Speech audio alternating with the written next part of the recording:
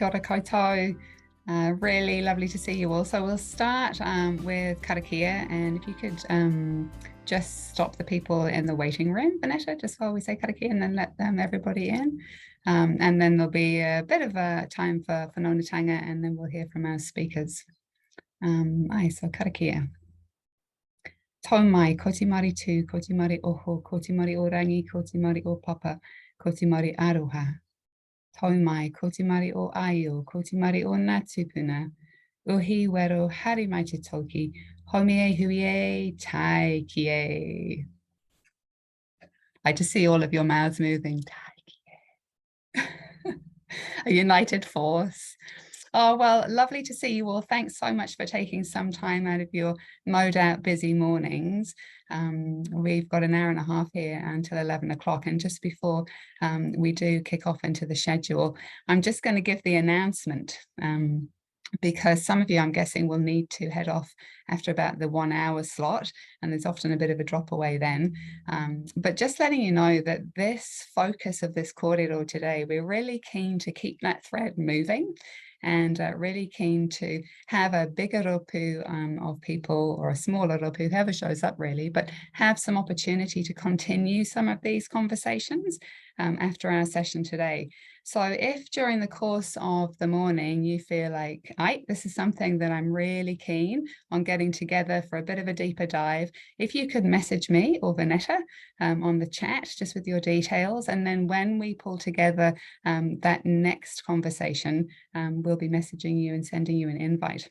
Dave has very generously offered to anchor those conversations. So it really gives us a really opportune time to get together again. So that's a little pānui, and I'll just let you know a little bit about me. So he uri ahau no Inarangi, no Yorkshire o Kutupuna, e tipu aki ahau ki ngā taha o Wea ki Durham, ke mutu ika ahau i noho ana, ko Louise Petzold tōku enwa. So my name is Louise Petzold, and lots of you I recognise already have been on this Child-Rich Communities waka for some time, and some new faces too. So welcome everybody. So Child-Rich Communities, what is that? And that's something honestly that I've been trying to figure out for most of the year. You know, what does this really mean, Child-Rich Communities? I've been tasked with this action plan, but what does that really mean? Well, for all of us, I feel like, you know, we don't need any convincing for the power of community-led development, putting whānau and children and tamariki at the very front of that, enabling them to lead out on projects, enabling them to lead out in the place where they're at, and seeing some incredible positive change around that. We don't need any convincing. That's how come we're all here right now. But what does that look like as far as a community of response? So we have, yes, the stuff on the ground that happens, the incredible stuff that's often, you know, youth-led, it's bumping in spaces, it's enabling whānau to really be empowered and well-resourced to be able to create their needs in the place where they are. So yes, that's part of Child-Rich Communities.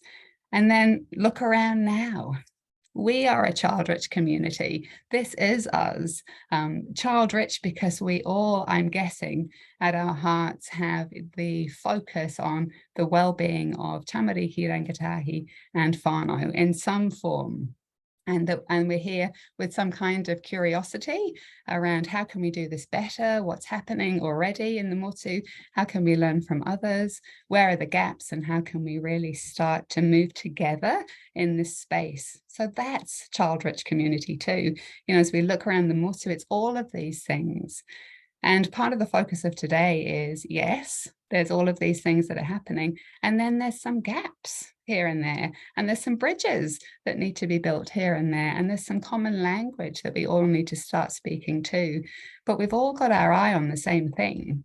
You know, we've all got our eye on the well-being of children and tamariki and whānau. So how do we do that well?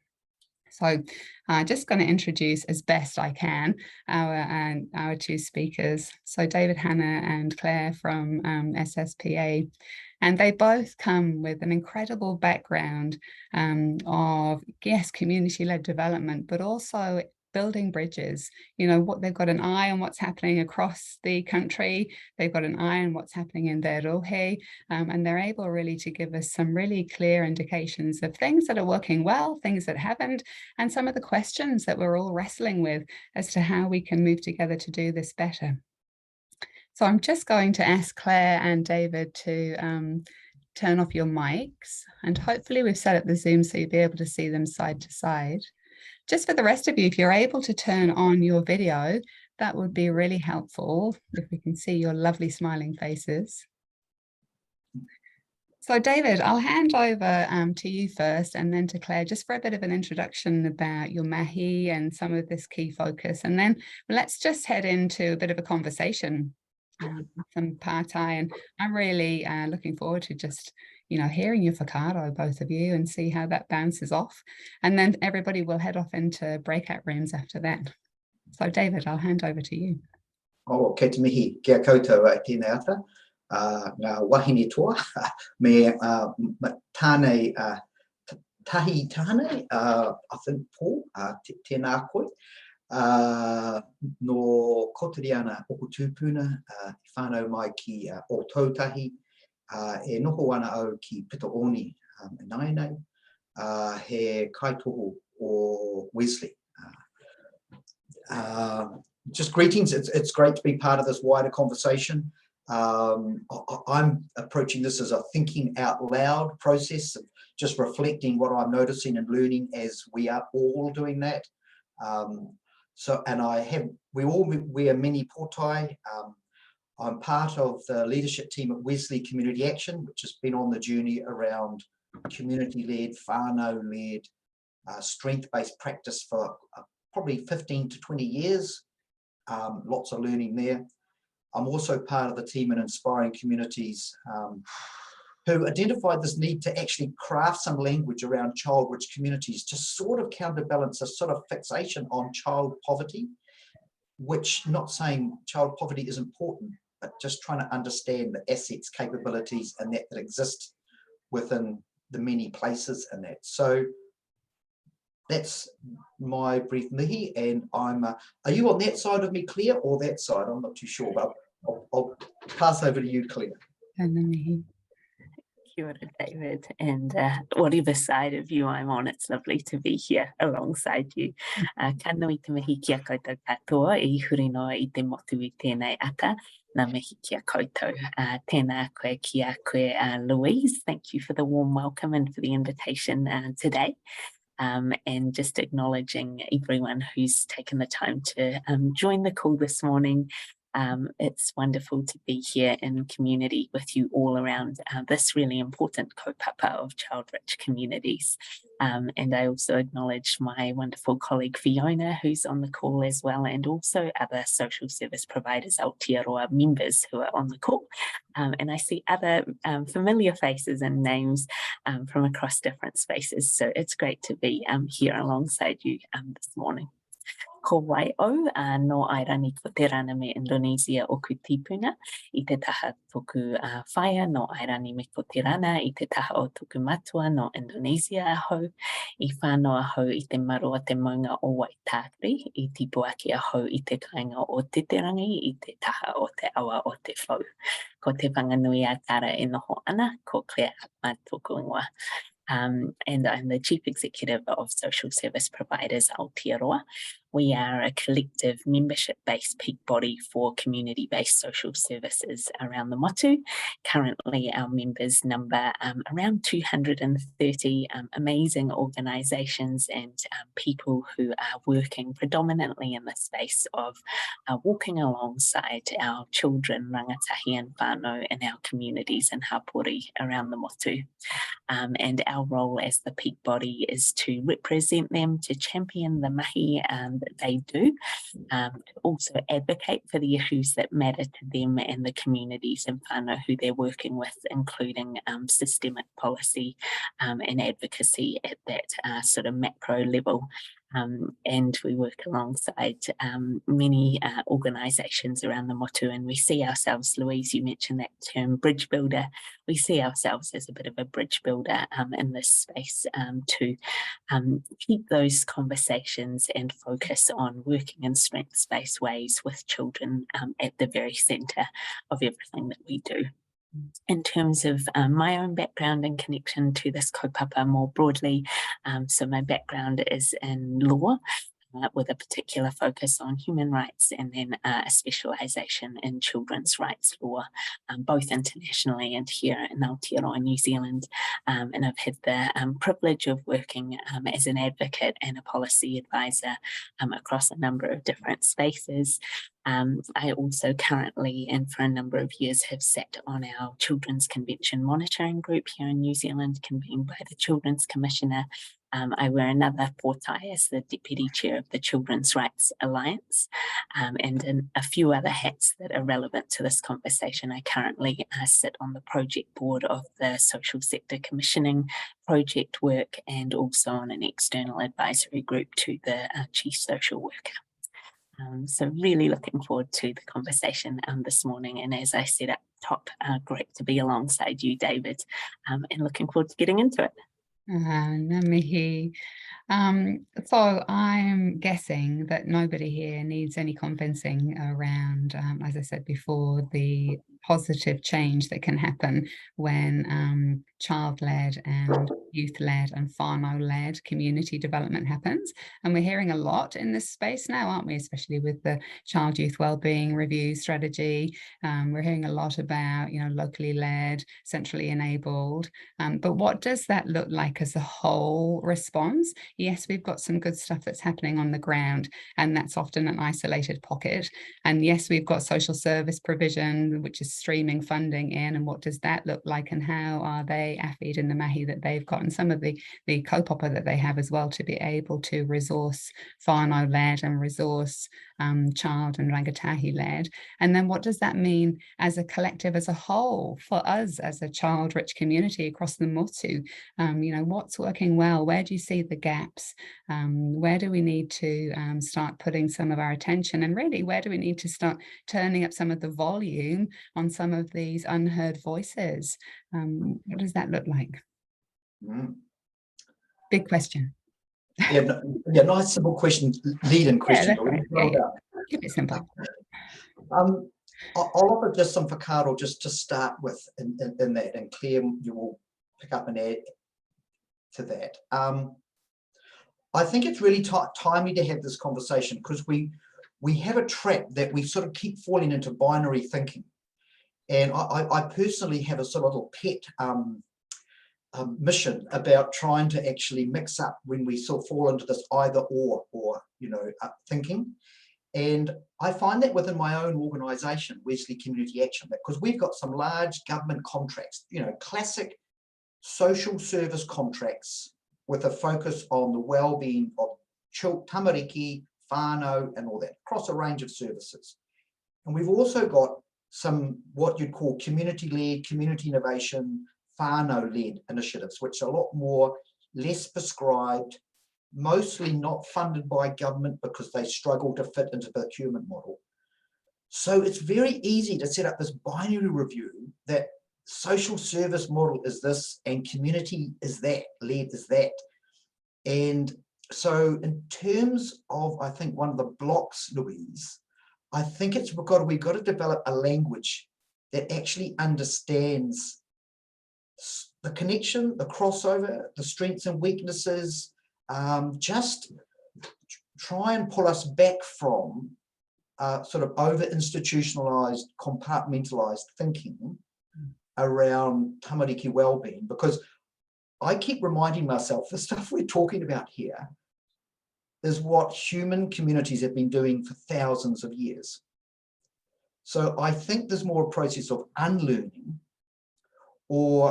and most of the blocks that I'm aware of are blocks that are created by a certain dominant culture or way of thinking. So that's more unlearning and letting go, and allowing that knowledge, both sort of almost like biologically in human systems, and the wisdom in this community and in all communities to be more active in shaping what happens. So that's just my first initial pitch. How does that resonate, Claire? Yeah, I think really interesting opening whakaaro. I agree with you that sometimes we can fall into this binary, and I think that getting out of that is really important. And I like your thought around unlearning, because so much of what drives, I guess, outcomes that keep us in those more deficit spaces is some of that, you know, really entrenched and ingrained systems kind of thinking that just sits within systems, you know, things like structural racism that are built into our systems. We've got so far to go in terms of some of that unlearning. So I agree with you there. I guess I go back as well to the sort of central kaupapa or Aotearoa that we're talking about today in terms of, you know, for child-rich communities, we need to have community-led responses alongside, you know, really strong and thriving social services. But I don't see those two things as existing separately. I see them as needing to exist as one integrated whole. And certainly when I look across the mahi of our members around the motu, you know, where I see incredible outcomes being supported every day, it is often where a community-led approach sits at the very heart of delivery of social services. So it is achievable, it is doable. We've got amazing pockets of mahi happening out there around the motu every day. So I think we don't start from necessarily a place of doom and gloom. There's a lot of good stuff that we can build on, and including in your organisation, David. I know your team's doing amazing work, and but I do agree with you as well that there are some broader things that do tend to hold us back from time to time. Again, things that aren't insurmountable and actually are probably quite easy to overcome. I think something that I see is that we don't put enough value, or we often tend to overlook the innate capacities and inherent potential that every child and whānau has, and, you know, to really focus in on supporting that to flourish and then helping them to build on that. I think often because of how our systems are structured, we do come from a deficit space, but I know that many across our social services, especially in our communities, are much more now moving towards starting from that place of let's work alongside, let's actually ask the question to understand what do you see as your strengths as a child, as a rangatahi, as a whānau, and then build on those.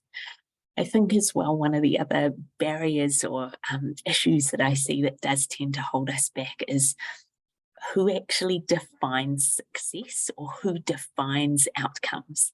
I think too often that is defined in a top-down way by government, for example, where really whānau and hapori communities need to be charting their own course in that. They need to be defining what success looks like to them, or, you know, what thriving or flourishing, what a child-rich community looks like to them. I think that moves us to a fundamentally different start place from where we often tend to begin. I think as well that also who often we see these issues around child wellbeing as being individual issues. They're not, they are collective issues that affect all of our society and communities, and we need a real shift to actually viewing them as collective issues that we all care about. And, you know, Louise, as you said up front in your introduction, all of us on this call, we're all on board for that, but it's how can we activate that across our own networks and spaces, so that we have others coming on board with this movement to actually say, you know, child-rich communities, child wellbeing, it's about all of us, and we all have a role to play in that. I'm just going to thought a mental image that popped into my head when you were talking, Claire, or it's a metaphor that I hear a lot of people talk about over the years, and mostly government, but also in the community. And we've talked about this metaphor of people getting worried about so many cars up the drive. You know, so this talk about multiple services. You may have one whānau with some challenges in their life, and so you may have different agencies from justice, welfare, and all that, and all this thing about we've got. And so the Holy Grail, the solution to all the problems was coordination. This was the Holy Grail, you know. And but in that metaphor of cars up the drive, no one talks about the neighbours, the woman over the back fence, the street. Because my experience of conversations with whānau who are doing it tough, and you ask them where they get their most helpful advice from, it's actually people like them in their social networks and neighbourhood. But when we have this conversation about doing better, we always get fixated on coordination of government services. So, like, I don't know, 20 years we've been on this waka about, started as strength-based and community-led. And to me, it feels like the waka is paddling upstream. It is, you know, it is so, there's so much stuff, the current coming at us actually wants us to shift us into exactly what you were saying, Claire, about that deficit focus, defining what success is. And so I think, you know, and I'm sure a lot of people, you know, in this community on this call, we've all got little ways that we've sort of practiced or learned about how to create little islands of autonomy, or of space where the whānau and the tamariki get to cherish something they've done. And the other, you know, so I've got my bees in my bonnet type stuff, you know, Louise. So sorry that let those bees loose, David. Let's get them clear. Because so if I say a few bees in my bonnet, and also about linked to that is my next level of concern, where I think even with the work we're doing in our agency, how much further we've got to go. One of my bees in my bonnet is this fixation about programs and services. So if we ever talk about an issue or something happens, very quickly the conversation goes to, we need to start a program to address that. And it's sort of this, and I understand that, and that's a really important part, but we sort of almost over-programmatized our thinking, our mindset of people in most of the social services, but not just social services. And what that does is, I think, as people working in this space, we are not so aware of the nuances about how we show up and how we have the conversation. And that's an area that I think my vision of child-rich communities and community-led is it's sometimes very subtle, nuanced shifts about how we set up a space and how we hold space and how we allow that. But often, because we've over-programmatized, we often then operate out of scarcity. So we're often in a rush. So we've often got to meet these deliverables and these contract things that force us into a culture where the essence of just being with someone and meeting, which is absolutely fundamental for well-being, particularly of pepe and tamariki, gets squeezed and gets and so I've been aware of conversations in my networks. So here's an example that really upsets me. We've got some workers working with a family with, you know, a range of challenges, domestic violence and housing stress, common issues across a lot of our mahi. And there's a 3-month-old baby in this whānau. And the conversation was, well, who's showing up for the pepe? This is happening.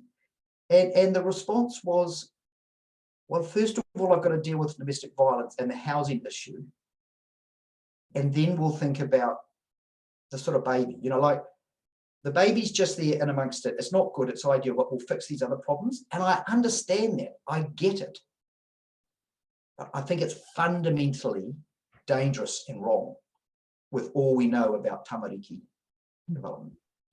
So we have to begin to learn how to have the conversation and show up and bring that pepe into the picture, even with all this other stuff going on within whatever interaction we have. So I think there's some really, and I think that's the sort of, that's the shift is what I think a child-rich community fosters that.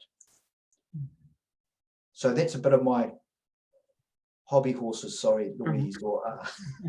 So what needs to happen in order to enable that, though? I mean, you're talking, I think, about turning up the volume, you know, on a child's, well, worldview, as I've heard you talk to it about before. You know, how do we do that? We all say that we want to, and, you know, we have all these co-poppers and policies and things that are written down, and it says that's what's happening. But actually, in practice, on a day-to-day basis, it's not necessarily happening.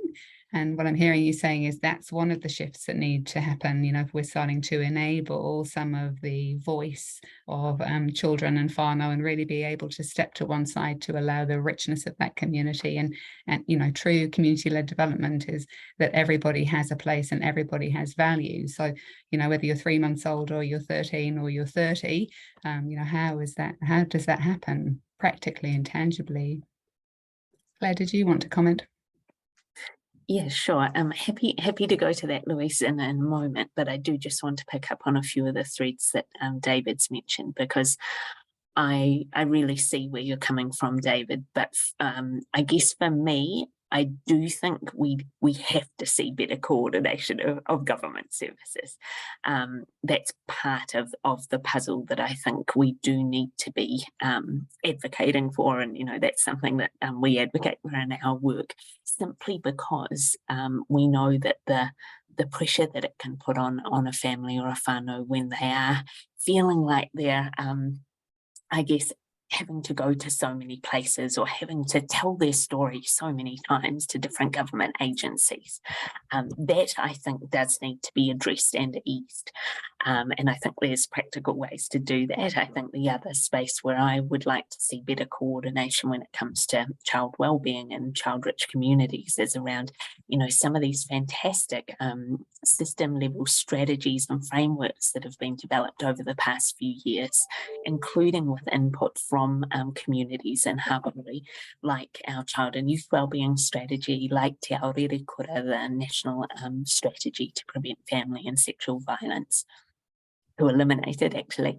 You know, but currently we're not drawing the connections across these frameworks and strategies to actually join the dots and then actually turn them into practical change. So I do want to see better coordination at that level, alongside what you're saying, David. I could not agree more in terms of I guess I see it as our social services practice and the potential and the power in that. I think, you know, alongside working alongside families and whānau, the power simply of being in space with them, taking time, I think is so important. And I guess this is where it comes to some of the practicalities of it. We are often time poor in our mahi and our practice. And so it's, how can we actually create and take the time, you know, prioritize that time, as you say, David, to sit alongside whānau, to really understand their lives, because as you say, very often, more often than not, there is a community around that particular family or whānau. There are neighbours, there are community supports or wider whānau friends who they already have in their lives, who they just may not have identified as, you know, being a source of support for them. And so sometimes it is just that power of social services or someone in the community to come alongside and say, hey, let's actually work together to identify who those people are in your lives who can support and you know, help to build and lift your mana. To help be alongside you as you're caring for a new pepe or your tamariki, to do that together, basically. There is so much untapped potential for that. I really agree with you, David, and I think something that I see in the work of our members every day is that power of just taking the time to ask a question and open up a conversation. And I was reminded of this earlier in the year in a conversation that I heard with Matt Brown from he leads Shares Not Your Rehab. And he said, the power of just asking that question can open up a whole channel of conversation, that actually people stop in that moment and go, oh, someone really cares enough to ask that question of me, what's important to me or what's worrying me right now? And it can lead to a whole range of kōrero opening up. So I think that's one very practical thing that we can actually do to bring people back to this way of, centering children and whānau. I think, so I guess that comes down to, whakawhanaungatanga. I think as well, like really deep listening, actually listening and tuning into what people are telling you, holding that knowledge as a taonga, because often, when we ask those questions, we're going to get some pretty heavy or deep stuff back. And so being, I guess, ready with our taringa, really to listen deeply to that, and also to ask and listen to what the hopes and aspirations are. Because everyone, has hopes and aspirations for their lives right now and for their future. And so to really support those, I think, is important too. And then picking up again on what you've said, David, the power of having safe and trusted spaces and places. It's not just programs and services. It's about having those trusted places and spaces in our communities that maybe a family or whānau, their whare, it may be their marae, it may be their local community, space or sports ground. Exactly, yeah. So those are really important things too. And then I think one other practical enabler here, if you like, or how we can get to this better space is to really, I guess, see the whole of people's lives, see people's lives in their fullness, and also recognising that there is always an ecosystem that sits around a child, a mokopuna, and really getting alongside strengthening the different aspects of that where that might be needed, and just, I guess, empowering people to be able to recognise that does exist for them, even if it feels like it doesn't. It always does. I think, Claire, I think those are really powerful, important things to try and foster. What I find really interesting is how to craft an organisation that gives permission to do that, because I still have a sense of swimming upstream, despite all the beautiful rhetoric and language that's in policy statements and contracts and all this sort of stuff.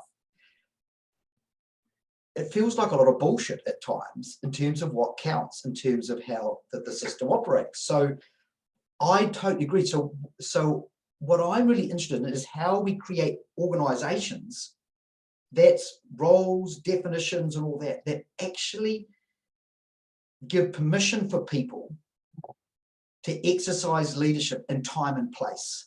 And that's easier said than done. And what we all tend to do is it's like if we want to change something, we do a restructuring. How many times have we restructured oranga tamariki or modernised it and all that? But creating an organisational culture takes time. And a culture takes time to build, and it can be destroyed very quickly. So child-rich communities is really trying to create a collective culture within a place which does all that you're saying. And I'm really interested in how in an organisation we try and foster that culture, because it does actually challenge we have some mental models, I do, and I think others in leadership, when you get promoted in organisations, we implicitly get these mental models that shape the culture and how things operate. And I think that's part of the unlearning. So I think our organisations, need to be turned inside out more. One of the things we've just done, so I think in this approach of child-rich communities, it's more of an emergent approach. It's not such the sort of thing where you can do a 5-year strategic planning and get a group of people and say, right, year 1, we'll do this and we'll have these critical success factors and these are our targets. I mean, I have no problem with the value of planning, but let's keep it in perspective. I think it's about 10% of actually impact on change. I'm learning, if you're working in a more community space, it's more organic. And so things emerge. So you've got to have the ability to notice and adjust and pivot and respond. And yet so much of our organizational and contractual and procurement models don't always allow that. Now, I think there's some shifts happening. You talked about the commissioning stuff, and that's really exciting to see. So yeah, I think that's the learning edge for me in different organizations about how to foster that culture, how to give that permission. And there's a bit of disruption in that process. It's not, there's power shifts happening. So, it's sometimes I get to a point where I think, oh gosh, what do we do? Well, I'm out of my comfort zone. I don't have any rules for that. Well, hopefully that's, if we work through that, there's enough aroha and all that to negotiate that. You often get the insights on the other side of that. Mm. And so I think that's the journey. And it's just going back to your comments about coordination. I guess I'm not anti-coordination, but I have a sense that agencies, particularly government, the way they language coordination is like a restructuring wire diagram. And it's actually, we need to understand coordination as culture and values and core understandings. When we have that conversation, actually coordination takes care of itself. It actually self-organizes.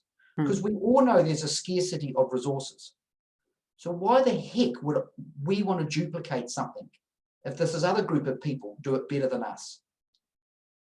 But to do that, you need to have trust, respect, good, some common, frames. And if we empower whānau to say, well, this is what we want to do, then we would say, well, that's not our strength. You need to go and journey with this other group. So it's those cultural, relational things that when they're done, I don't see coordination as such a problem. But the system says we're going to design coordination from a centre point of view. And, maybe sometimes it works, but that's where I think in inspiring communities, place-based is a lovely leveler. Geography, because it's sort of everyone in that community, be they the local shopkeeper, the plumber, the local politician, the social service organisations, they're all part of that place. So when we're talking about child-rich community, how do we bring them into the lens? How do we have a conversation about the well-being of tamariki within that place, and have that conversation with that rich diversity? What I find amazing is sometimes I'll walk through Wellington and I will see thousands of people and not see one child. Like, we have designed whole social structures, and there's almost, you may as well, almost big messages, keep children out. This is, it's sort of, so I think there's some really conversations with people we don't usually have conversations with about children. Wow, how do we do that? That would be cool. Yeah, I think there is a lot to be said, as you say, in terms of that commonality of place and space. It's that sense of common ground. We're all sharing this space that we live and move and work and play in. And so what do we want to see here for the tamariki and rangatahi in these spaces? And I think, from my perspective, that has to always start with asking them, I've had the privilege of working alongside children and rangatahi over the course of my career, and I guess being alongside them in participatory spaces, and I'm just always blown away by the ideas and wisdom that they have, and I think that our country, our world, our communities would benefit so much if we actually listened more to what they've got to say and the wisdom that they've got to share. I think that our spaces, our places, our world would look a lot different. I do just want to pick up on what you said around the social sector commissioning mahi that I'm involved in. So for those who aren't aware of it, you might like to check out the Social Sector Commissioning Action Plan that was launched a couple of weeks back by the Minister of Social Development at Parliament. And so this is it really is trying to be a fundamentally different approach and turning the way that we do commissioning on its head to genuinely put whānau and community aspirations at the centre as the starting point, and to work in ways that are much more relational and defined by communities themselves. Now, I know that we've tried to do this a number of different iterations before, and so David, I know that you're a bit cynical about this, so I totally get it. But I see a lot that's within that action plan that is quite genuinely seeking to take a different approach. So I think I take hope from that, and I think there's power in the action plan now being published. It means that people can actually point to it and say, "Hey, this is what government has committed to now. Let's see it in action." So I hope that can be one enabler of working in a different way. I think as well in terms of how we make this shift. I have the words of this writer Arundhati Roy in my head, and earlier on in the pandemic she wrote this beautiful piece, and she talked about the pandemic as a portal, and I think that there's so much potential in that concept. We've been through this time of great upheaval. It's still ongoing, but there have been moments in that where we have genuinely come together as communities to work towards a collective goal. Including in our own communities and spaces and places. I think there's still a window of opportunity for us to use this pandemic as that portal to jump through to something more positive. But we've got to grasp that opportunity before it slips through our fingers. And I do think that there's so much potential if we actually genuinely use it as a portal to build child-rich communities. To build on the richness that's already there, that's already happening. And I think around this point of culture change that you make, David, about organisations and structures, and I could not agree more. We have to fundamentally change the way that we work within organisations, as a society, actually. It's both on that micro and macro level. I think that it is, for me, it's both about, top down and bottom up. I think we need really strong leadership. We need a strong vision and people in leadership who can drive that change and set that culture and say, hey, I'm giving you space to do the unlearning, to do the undoing of some of these ways of working that we haven't questioned for far too long, and that fundamentally don't serve, positive social outcomes anyway. It's also about, listening to, when you're working with a team of people who come together around a kaupapa like this, listening to what their aspirations are, and letting them, supporting them, not letting them, actually empowering them to set the agenda and shape things. And I think as well in Aotearoa, New Zealand, we have an incredible framework, already with Te Reti o Waitangi as a bicultural nation. There is so much potential within that, and also wisdom, ancient wisdom from our Te Ao Māori, our tangata whenua, that we can really we should be seeing as a taonga, and we should be, wherever we can, as for me as tangata tauiwi, supporting that, learning about that, and getting alongside tangata whenua to nourish that. Because actually, if we go back to, the ancient Māori wisdom, tamariki mokopuna a taonga. So, that right there gives us a really strong starting point from which to build on.